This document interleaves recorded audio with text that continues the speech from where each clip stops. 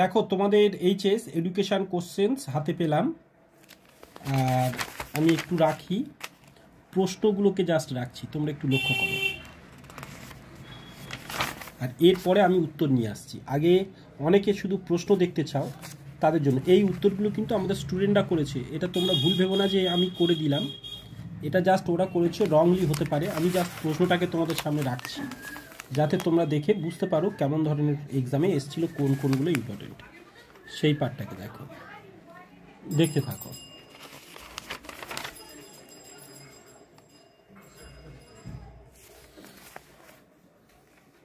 চলো,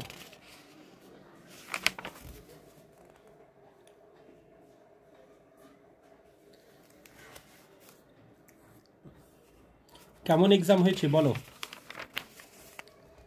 এবার তোমাদের 13 তারিখে ফিলোসফি নিশ্চয়ই।